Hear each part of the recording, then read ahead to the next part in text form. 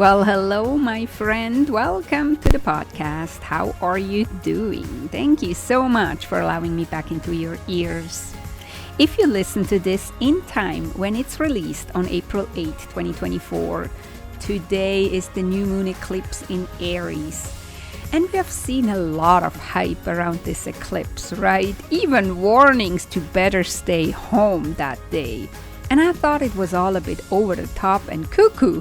But then today is Sunday, a day before this eclipse, something really crazy happened to me. So I'm standing at my bathroom sink washing my hands.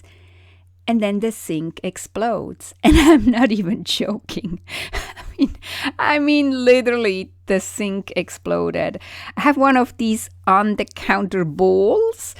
And I was washing my hands, and the next thing I know, it just kind of exploded in 1,000 pieces. And it turns out it was made from glass. So I didn't drop anything into it. I was literally just washing my hands. So the only thing that touched the sink was the water, right? I was like, oh my God, I didn't see this coming. And I was just literally in 1,000 pieces. And I was really shocked. And then I'm looking around. I'm just standing there, not even moving. And I'm just looking around. And I have glass pieces in all different sizes, all the way over into the shower even. And I don't even know how they got there. Literally. And then standing there, kind of trying to get my composure back, I realized I was very lucky that I wasn't hit with one of these glass pieces in my face or in my eyes. Holy moly. I got a little scratch on my finger when I was cleaning up all this glass, but other than that, I'm fine. But I'm not so sure whether staying home is a safe recommendation during this new moon eclipse. Well, joking aside, I have no idea what happened here. So back to the episode, right? I just had to share this with somebody, and you were the first one I'm talking to. So that's what I'm sharing with you. So again, tomorrow's new moon and eclipse is in Aries, and that means it's the lunar beginning of the year. So it's kind of like a new year, different than the 1st of January New Year. This is the lunar new year because Aries is the first sign in the zodiac. New moon is always beginnings. So it's a double, triple, quadruple beginning almost, because we usually say that eclipses, something ends and something new starts. And my astrology mentor, Silke Schäfer from Switzerland, says never was more beginning than now. And so if you listened to last week's podcast episode about how to leverage Mercury retrograde in your life and in your business, you know that I said it's not a good time to start new projects or sign contracts. And so you might think now, but Conny, now you're really contradicting yourself. Maybe one of these glass pieces hit you on the head or something. But I want to tell you, no, I'm not contradicting myself. Yes, right now is Mercury retrograde, and we shouldn't start new projects, and we shouldn't sign important contracts and all the things that I last week talked about. But instead, I also talked about last week what this time, these 3 weeks until April 25th, what they are good for. And now they're not 3 weeks anymore. It's only 2 weeks. It was 3 weeks last week. From now on, it's 2 more weeks. And so in these 2 more weeks, what we want to do is what I talked about last time, because Mercury retrograde asks us to go inside first, right? And so I'm suggesting that we're first cleaning up all the mental clutter we're having in our head. Because to start new things, we actually want to let go of the baggage that we have still, and especially the mental baggage. It's good for clearing clutter in the physical realm and everything, like I talked about last time. It's really a good time to let go of all kinds of things. But if we want to be ready for in the starting blocks for the time when Mercury turns around. So we want to clean up all the mental clutter and the sabotaging thoughts and the limiting thoughts and all the mental constructs we have of how we are, who we are, why we can't do things, why others are more qualified to do things, or whatever weird thoughts you're having, or is it just me that has all these weirdo things, or not things, thoughts, right? So what I'm doing now, this new moon in Aries, while Mercury's retrograde, while we're having eclipse, while bathroom sinks explode in Connie's bathroom, what we want to do is we want to examine our mental clutter and ask ourselves, what limiting beliefs or thoughts are holding us back from taking action on our goals, intentions, and resolutions? I mean, we don't only make goals and intentions on the 1st of January, right? But even if you did, now it's 3 months later.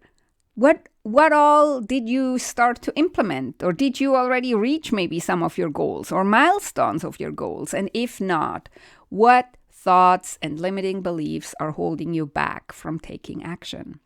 That's one of the questions you can ask yourself. The other question is, what thoughts and limiting beliefs are holding you back from letting go of the old that you really don't use anymore, but that you still hang on to? I mean, you guys always think like I don't struggle with clutter, but I do too. I mean, I'm very sentimental, so I'm hanging on to stuff, and I have to be very aware of my limiting thoughts and the thoughts that are holding me back. So I'm challenging you. Take the time. It doesn't have to be hours. It can just be while you're doing dishes, while you're brushing your teeth. Think a bit. What are the thoughts that are holding you back from letting go of old things, whether they're physical or whether they're digital, like old emails, whether they're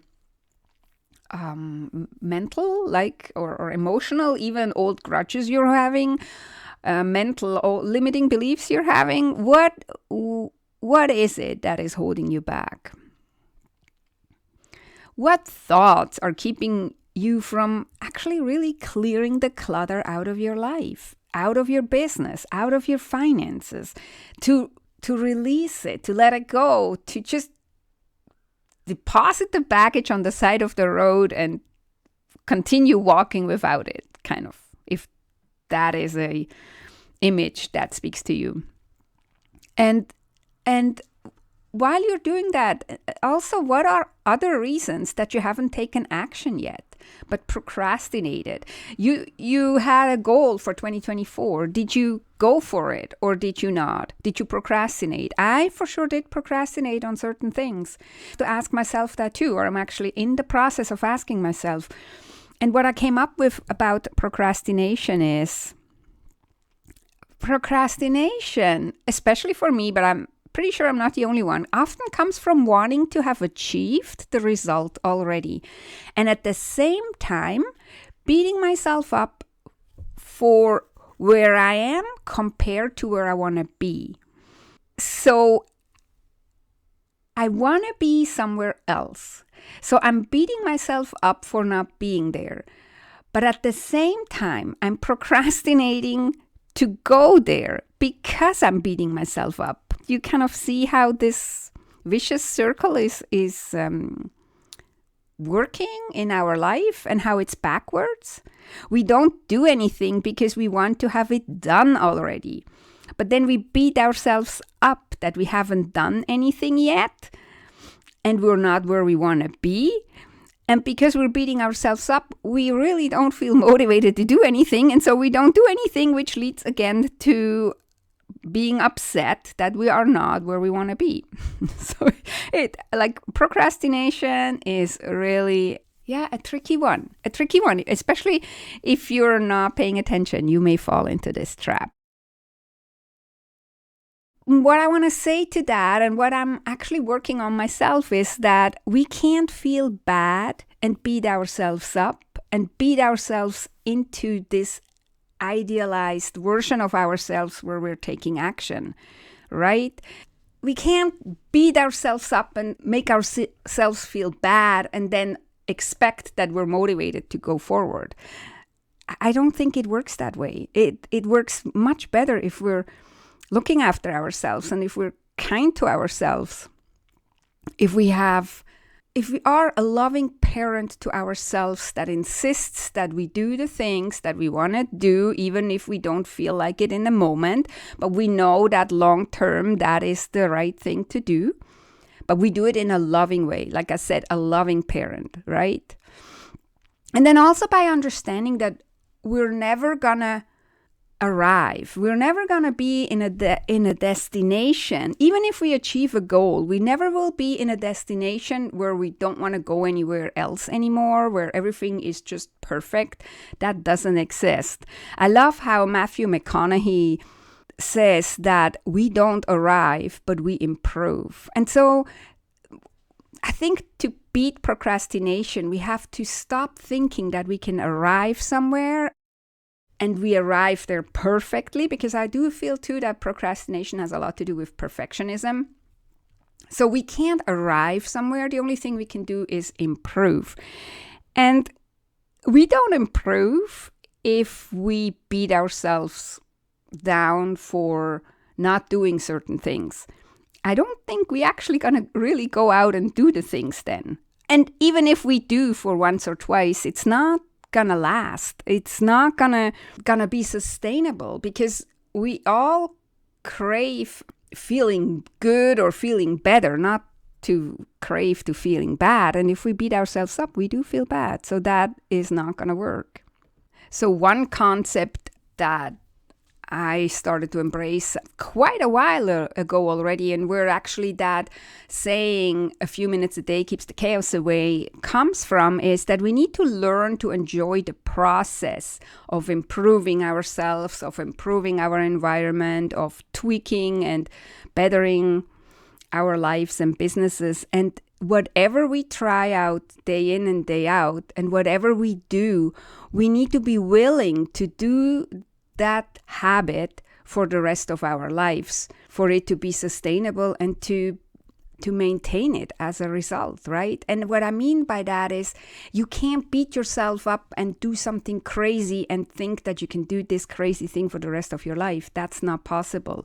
It has to be small enough and enjoyable enough, as much as it can be enjoyable. Change is always hard, but as much as it can be enjoyable, that you are willing to do this for the rest of your life now in order to reach the goals you want. And again, it doesn't mean that you will have to do it for the rest of your life, but even if you need to do it for the rest of your life, eventually it will become so easy and so part of you that you don't even notice that you're doing it. You need to come up with something small enough, and you have to have the compassion for yourself, but at the same time the willpower to do it. And that's how you're making progress towards your goals. And that's kind of like what I came up with. And that's how I reach my goals. And then I forget again.